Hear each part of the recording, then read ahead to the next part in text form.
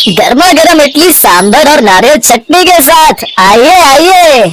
तभी प्रिया अपनी सहेलियों के साथ वहाँ आती है।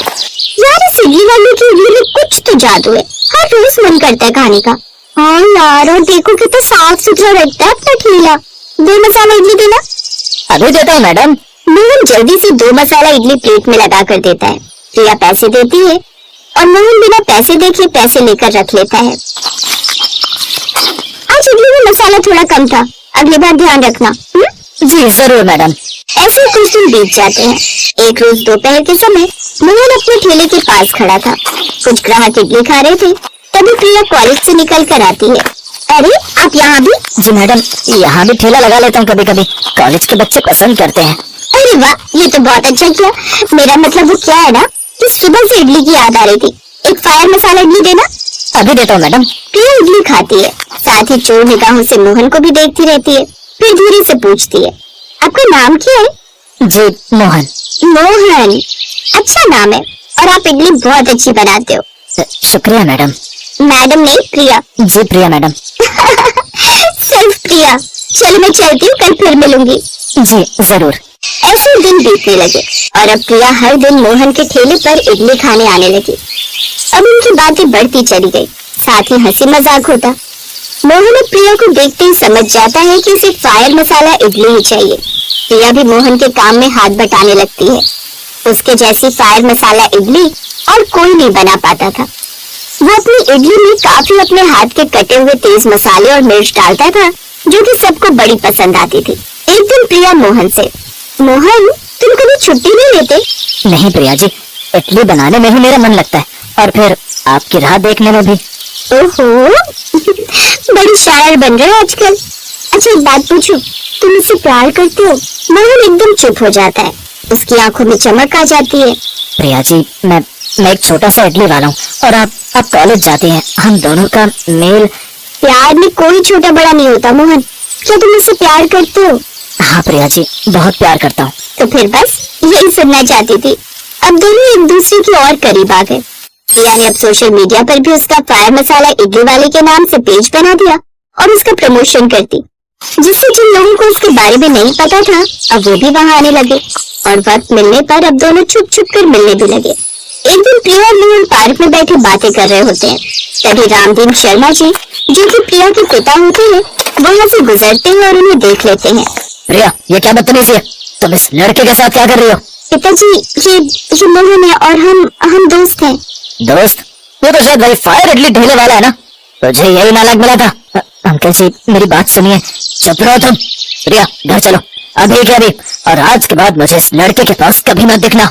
शर्मा जी प्रिया को खींच कर ले जाते हैं। मोहन उदास होकर देखता रह जाता है। शर्मा जी घर आकर प्रिया को खूब डांटते हैं। प्रिया रोती रहती है। तुम्हें बता वो लड़का कौन है? एक मामूली इडली वाला। हमारी समाज में क्या इज्जत रह जाएगी? हाँ पिताजी, आप मोहन को नहीं जानते, वो बहुत अच्छा लड़का है, मेहनती है। बस बहुत हो गया, अब से तुम उससे नहीं मिलोगी। अगले दिन से प्रिया कॉलेज नहीं जाती और अब वो मोहन से मिल भी नहीं पाती, जिससे अब वो थोड़ी बीमार रहने लगी। उधर मोहन का भी मन प्रिया के बिना नहीं लगता। अब रामदीन से भी अपनी बेटी का ऐसा हाल देखा नहीं जाता है। ऐसे कुछ दिन बीत जाते हैं। फिर एक रोज, ये देखो, मोहन नाम के इडली वाले ने एक गरीब बच्चे की जान बचाई। आग लग गई थी उसके घर में। कौन मोहन? हमारा मोहन? हाँ वही, अखबार में फोटो भी छपी है, लोग उसकी बहुत तारीफ कर रहे हैं। शर्मा जी के मन में मोहन के प्रति थोड़ी नरमी थी। प्रिया इस अखबार को लेकर अपने कमरे में चली गई और मोहन की तस्वीर को काट कर अपने पास रख लिया। लेकिन मोहन से न मिल पाने के कारण अब वो मुरझाई सी रहती। उसकी माँ का देहांत कई साल पहले ही हो गया था। तब से रामदीन ने ही उसे पाला पोसा था। फिर एक शाम, प्रिया बेटी, आज इडली खाने का बड़ा मन कर रहा है, वो भी फायर वाली। क्या तुम मेरे लिए और अपने लिए ले आओगे क्या? मेरे घुटने में थोड़ा दर्द है तो मेरा मन नहीं बाहर जाने का। फायर इडली का नाम सुनते ही प्रिया झट से उठती है और मोहन के ठेले पर पहुंच जाती है और उसे वहाँ देख बहुत खुश होती है। मोहन, तुम ठीक हो? मैं ठीक हूँ, आप ठीक हैं? तुम्हें देख लिया तो अब मैं ठीक हो गई। प्रिया जी, मैं जानता था आप आएंगी। पिताजी ने कहा इडली लाने को। अंकल जी ने? फिर तो ऐसी बेहतरीन इडली बनाऊंगा कि वो खुश हो जाएंगे। प्रिया इडली लेकर घर जाती है। शर्मा जी इडली खाते हैं तो उन्हें बहुत पसंद आती है। ये इडली किसने बनाई है? स्वाद तो जबरदस्त है। मोहन ने। फिर शर्मा जी धीरे धीरे मोहन के बारे में और जानने की कोशिश करते हैं। उन्हें पता चलता है कि मोहन एक नेक और मेहनती लड़का है। उसकी इडलियों का स्वाद भी उन्हें भाने लगा है। फिर एक शाम शर्मा जी खुद मोहन के ठेले पर जाते हैं। मोहन, तुम इडली बहुत अच्छी बनाते हो। शुक्रिया अंकल जी। और प्रिया, वो तुम्हें पसंद करती है। और तुम? जी अंकल जी। देखो मोहन, मैं थोड़ा पुराने ख्यालों का, पर मैंने देखा तुम मेहनती हो, नेक दिल हो, और मेरी बेटी की खुशी वो सबसे बढ़कर है। अगर तुम मेरी बेटी को खुश रख सकते हो तो मुझे कोई आपत्ति नहीं है। ये सुनकर मोहन की आंखों में आंसू आ जाते हैं। तभी प्रिया भी वहाँ आ जाती है। तुम्हारी फायर इडली वाले की इडली का स्वाद तो अच्छा ही है, साथ ही उसका दिल भी बड़ा अच्छा है। अब मोहन और प्रिया एक दूसरे को देखकर मुस्कुराते हैं। प्यार जीत जाता है और इडली का ठेला उनके नए जीवन का साक्षी बनता है। रामदेव ने दोनों के प्यार की मंजूरी दे दी और दोनों की शादी करवा दी। वो दोनों अब एक साथ बहुत खुश थे।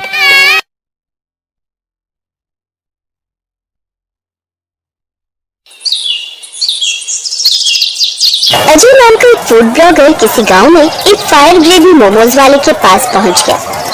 अरे भैया, पूरे गांव में आग लगा दोगे क्या? ये क्या बना रहे हो? दूर हो जाओ वरना तुम्हारा कैमरा जल जाएगा।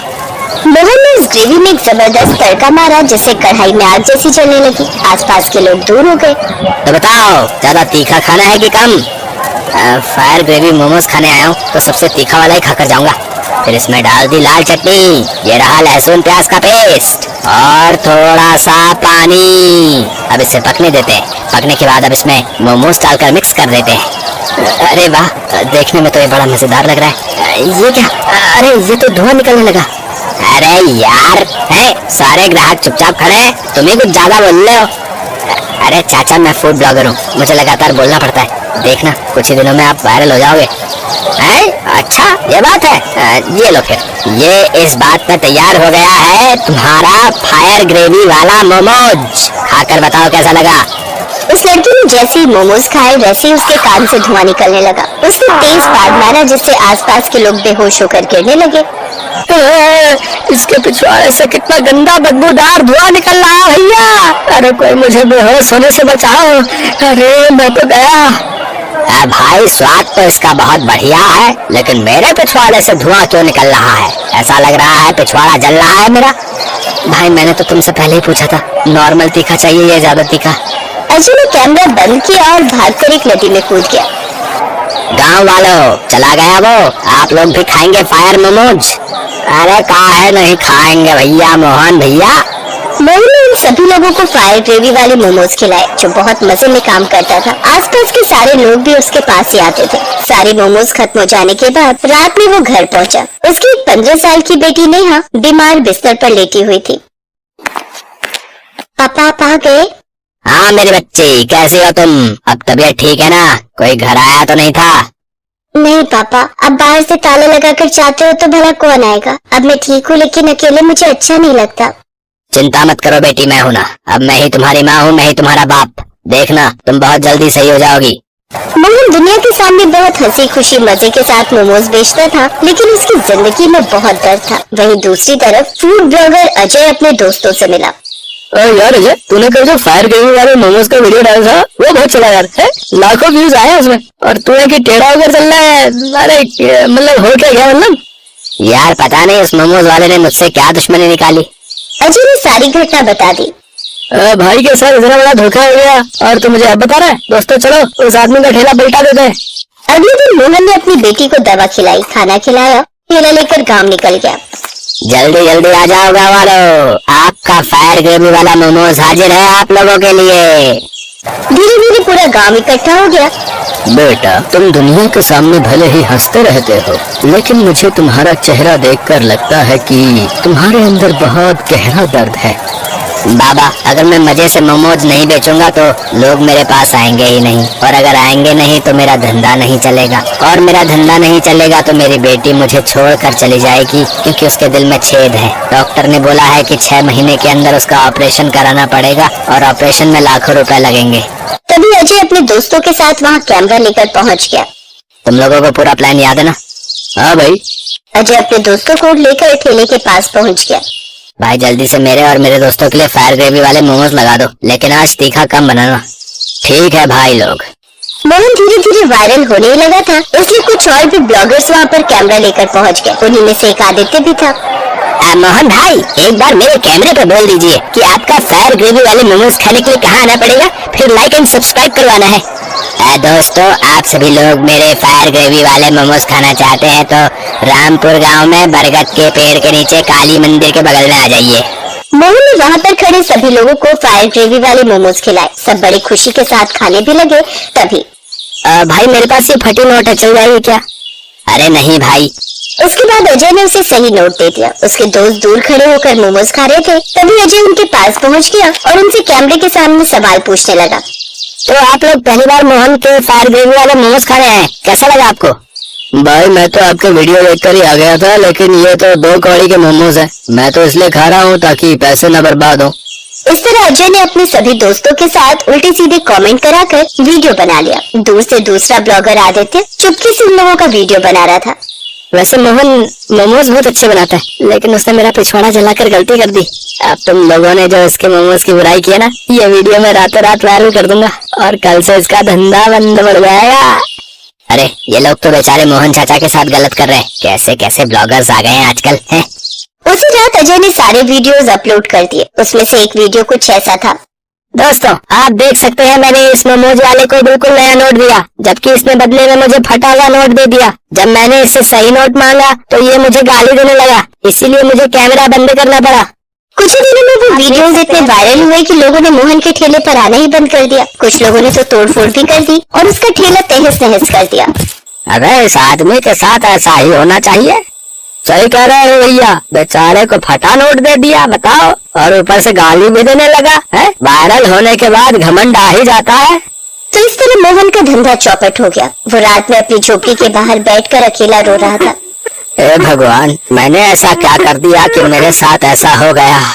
मोहन के पास मोबाइल ही नहीं था, इसलिए उसे वीडियो के बारे में कुछ पता ही नहीं चला। आदित्य ब्लॉगर ने जब वो सारी वीडियोस देखी तो वो किसी तरह मोहन की झोपड़ी पहुंचा और उसे सारे वीडियोस दिखाए। हाँ, तो इस वजह से लोगों ने मेरा ठेला तोड़ दिया। चाचा लोग अपने फॉलोअर्स होने का ना गलत फायदा उठा लेते हैं। चिंता मत करो, मेरे पास सबूत है। आज रात ही मैं अपनी आईडी से ये वीडियोस डालता हूँ। उसी रात आदित्य ब्लॉगर ने सबूत वाला वीडियो अपलोड कर दिया। रात भर में करोड़ों व्यूज आ गए। अगली सुबह अरे अरे, ये क्या हो गया यार, मेरा तो चैनल ही उड़ गया। हे भगवान, मेरे तो लाखों सब्सक्राइबर चले गए, अब मैं क्या करूँगा? वहीं दूसरी तरफ आदित्य मोहन की झोपड़ी पहुंचा। चाचा, ये देखो, जो मेरे पास सबूत था वो मैंने कल रात अपलोड किया था। इसमें करोड़ों व्यूज आ चुके हैं। मैंने इसी वीडियो से लाखों रुपए कमा लिए, जिसमें से मैं 10 लाख आपको देने आया हूँ। बेटा, तुमने मेरी छवि सुधार दी, इसके लिए मुझे तुम्हें धन्यवाद अदा करना चाहिए, और उल्टा तुम ही मुझे पैसे दे रहे हो। चाचा, मेरा चैनल चल नहीं पा रहा था, आपकी वजह से अचानक लाखों सब्सक्राइबर्स आ गए। उसका छोटा सा हिस्सा तो आपका बनता ही है। बेटा, भगवान तुम्हें खूब तरक्की दे। तुम जानते नहीं कि तुमने मेरी कितनी मदद की है। अगले दिन उसने अपनी बेटी को ऑपरेशन कराया और वो कुछ ही दिनों में पूरी तरह स्वस्थ हो गई। बाकी बचे पैसों से उसने एक छोटा सा रेस्टोरेंट खोल लिया, जहाँ विदेशी लोग भी आने लगे। वो अब इतना वायरल हो गया कि मार्केटिंग एजेंसीज उसे लाखों के ऐड देने लगी। कुछ ही दिनों में मोहन करोड़पति बन गया। दोस्तों, आजकल बहुत सारे फूड ब्लॉगर्स अपनी पर्सनल खुन्नस निकालने के लिए लोगों की छवि खराब कर देते हैं। कृपया ऐसा ना करें।